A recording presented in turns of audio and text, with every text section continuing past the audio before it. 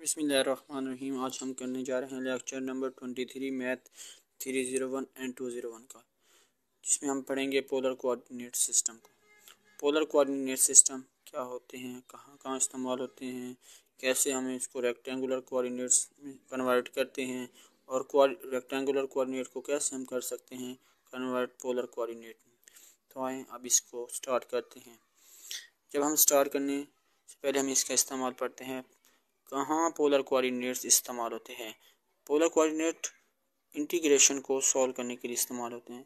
Integration जो rectangular coordinates के ज़रिए हम कर रहे होते हैं वो डिफ़िकल्ट होती है, तो इसीलिए हम पोलर कोऑर्डिनेट का इस्तेमाल करके इसको आसानी से सॉल्व कर सकते हैं। ठीक है, उसके बाद हम पोलर कोऑर्डिनेट्स को प्लेन में क्यों इस्तेमाल करते हैं। प्लेन में इसलिए इस्तेमाल करते हैं कि रीजन जो हमारे पास होता है, ग्राफ होते हैं और हमारे पास पॉइंट की पोजीशन होती है, उसको ट्रेस आउट करने के लिए हम प्लेन में कोऑर्डिनेट का इस्तेमाल करते हैं, पोलर कोऑर्डिनेट का। पोलर कोऑर्डिनेट्स क्या होते हैं। पोलर कोऑर्डिनेट आर और थीटा और पोलर कोऑर्डिनेट्स। यहाँ पे थीटा तो पोलर एंगल को शो कर रहा होता है, जबकि आर हमारा रेडिकल डिस्टेंस को शो कर रहा होता है। अब हम देखते हैं कि इसके ग्राफ को, इसका ग्राफ पोलर कोऑर्डिनेट्स का, तो ये ओरिजिन हमारे पास भी है, पोलर एक्सेस भी हैं और एक पॉइंट पी है जहाँ पे आर और थीटा शो रहे होते हैं। ठीक है, अब हम देखते हैं पोलर कोऑर्डिनेट्स यूनिकलेस क्यों होते हैं। ठीक है, तो इसकी तरफ हम ये इसलिए होते हैं यूनिकलेस क्योंकि ये एक ही पॉइंट पे बहुत से कोऑर्डिनेट शो हो रहे होते हैं, एक ही पॉइंट पे बहुत से एंगल शो हो रहे होते हैं। तो देखते हैं हम इसको पहले। ये देखिए, polar coordinates are not unique because more coordinates show one point. ठीक है, तो एक ही पॉइंट पे बहुत से कोऑर्डिनेट शो रहते हैं, बहुत से ही एंगल शो रहे होते हैं, इसीलिए ये हमारा यूनिक होता है। इसकी हम एग्जांपल की तरफ चलते हैं। ठीक है, एग्जांपल हमारे पास है कि हमारे पास तो रेडियस जो रेडिकल डिस्टेंस है, रेडियस है, वो तो तमाम का एक ही शो रहा है, जो एंगल हैं वो डिफरेंट शो हो रहे हैं। ठीक है, तो वहाँ पे जो शो हो रहे हैं वो एंगल तो डिफरेंट हैं, लेकिन जो एंगल डिफरेंट है वहाँ पे पॉइंट जो है वो सेम ही है, तीनों का सेम है। तो यहाँ पे इसीलिए हम कहते हैं कि हमारे एक ही पॉइंट पे बहुत सी एंगल शो होने से ये यूनिक लेस हो जाते हैं। ठीक है, पोलर कोऑर्डिनेट। तो अब हम इसकी जनरल फॉर्म की तरफ चलते हैं, पोलर कोऑर्डिनेट की तरफ। तो इसकी जनरल फॉर्म ये है, थीटा प्लस एन 360 डिग्री, यहाँ एन इंटीजर है। ठीक है, अब हम देखते हैं कि पोलर कोऑर्डिनेट्स में जो पॉइंट पी है, अगर ये ओरिजिन पे हो तो हमारे पास क्या होगा।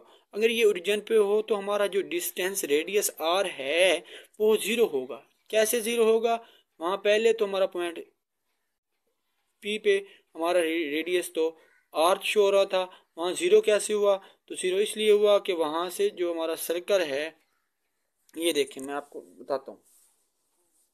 देखिए कि हमारा पॉइंट पी यहाँ पे बन रहा था, ये पॉइंट पी बन रहा था, या एंगल थीटा और ये और इसका रेडिकल डिस्टेंस था।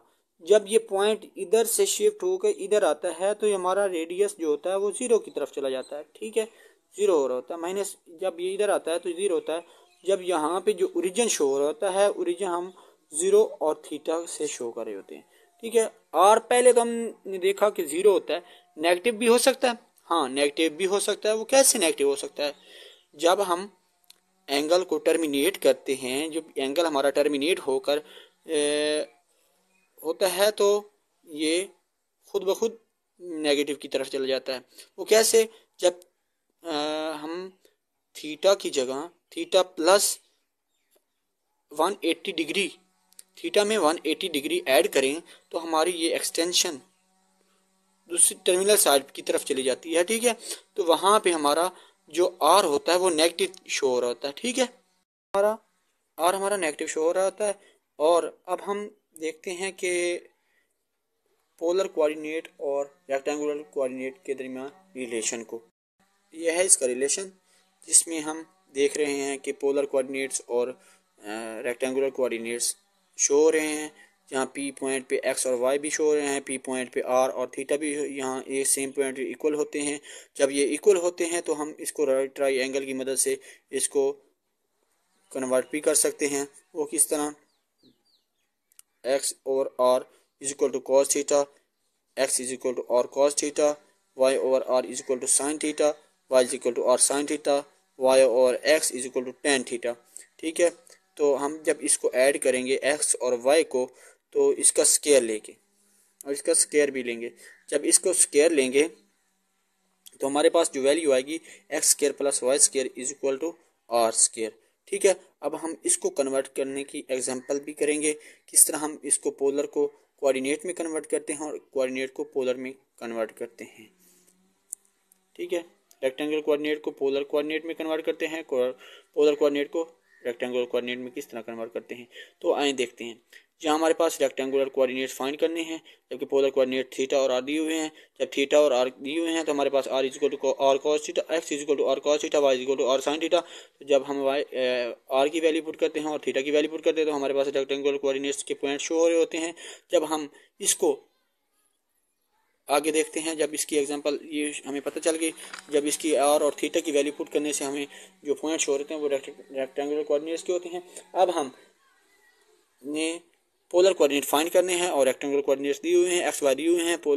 हमें पता है कि x square plus y square is equal to r square होता है, तो एक्स वाई की हमें वैल्यू पुट करनी है, आर हमने फाइंड कर लेना है।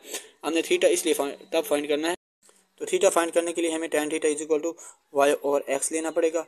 वाई और एक्स हमने थीटा वाई की जगह उसकी वैल्यू पुट की, एक्स की जगह उसकी वैल्यू पुट करके tan theta is equal to -3 under root आ गया। उसके बाद हमने theta is equal to tan inverse under root 3, ये हमारे पास 120 डिग्री के बराबर होता है। 120 डिग्री इक्वल टू हमेशा सेकंड क्वाड्रेंट में होता है। ठीक है, तो ये 120 डिग्री जो होता है ये 2 पाई/3 के बराबर होता है रेडियन में।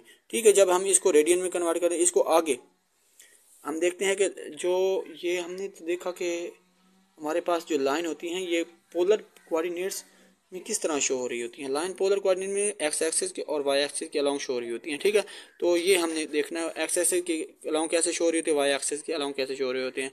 जब लाइन शो हो रही होती है वाई एक्सिस के अलोंग पैरेलल, तो वहाँ पे हमारे पास क्या कैसे मतलब पोलर कोऑर्डिनेट्स शो हो रहे होते हैं। जब वाई एक्सिस के अलोंग शो हो रही होती है तो वहाँ पे हमारे पास पोलर कोऑर्डिनेट कैसे शो हो रहे होते हैं। जब लाइन हमारे पास शो हो रही होती हैं parallel along the y axis, तो ये कट कर रही होती हैं एक्स एक्सिस को, वहाँ पे जो शो हो रहा होता है पॉइंट वो पोलर कोऑर्डिनेट्स होते हैं ए और 0। जब शो रहते हैं ए और 0, वहाँ पे y तो हमारे पास 0 हो गया, x is equal to a हो गया। x is equal to a होता है तो जो x is equal to a होगा, a is equal to r cos theta होगा। आर कॉस थीटा किस लिए होगा, क्योंकि x is equal to r cos theta होता है, तो a is equal to r cos theta. अब लाइन है पैरेलल टू x एक्सिस, ये जब पैरेलल होती है x एक्सिस वहाँ पोलर कोऑर्डिनेट 0 और b शो हो रहे होते हैं। ठीक है, वो कैसे, क्योंकि हमारे पास यहाँ पे ये पैरेलल तो है एक्स एक्सिस, एक्स हमारा 0 हो गया, वाई हमारे पास b हो गया। Y is equal to b, जब b इज इक्वल टू होगा और साइन थीटा के, तो वो कैसे, वो इसलिए कि y is equal to r sine होता है, तो b is equal to r sine theta हो गया। ठीक है, ये भी हमने पढ़ लिया कि लाइन हमारी पैरेलल भी होती हैं। ठीक है, एक्स एक्सिस के वाई एक्सिस के भी।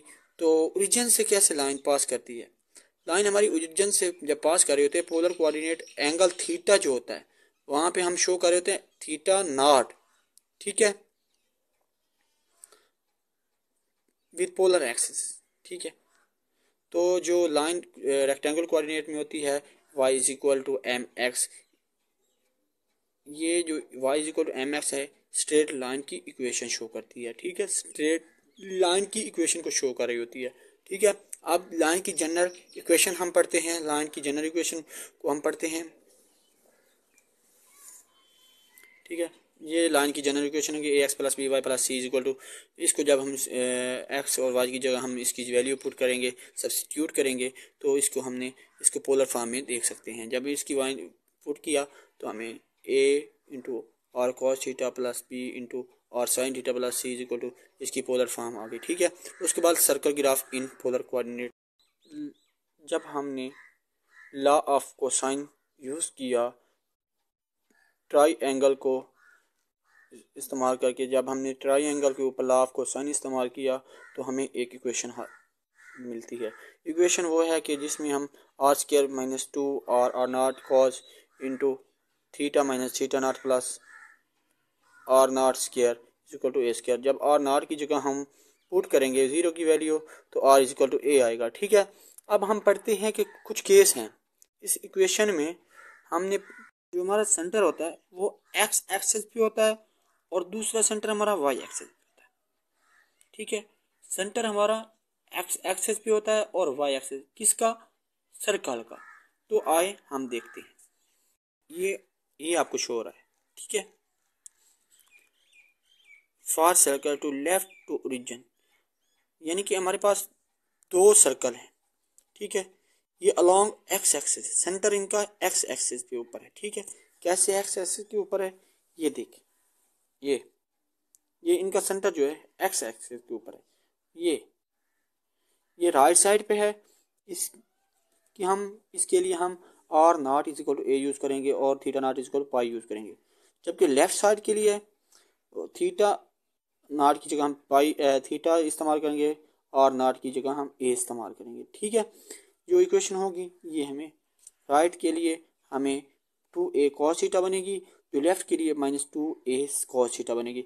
जब हम सेंटर हमारा होगा, ये हमारा सेंटर जो होगा वो वाई एक्सिस पे होगा, जो अपर इसका जो सर्कल का अपर साइड होगी, सर्कल की अपर साइड यानी सेंटर से ऊपर जो सर्कल है उसके लिए जो इक्वेशन होगी उसके लिए हम थीटा नॉट की जगह पाई/2 एंड आर नॉट की जगह ए पुट करेंगे, और जो लोअर साइड की होगी उसके लिए हम थीटा नॉट की जगह -पाई/2 and r naught is equal to a होगा।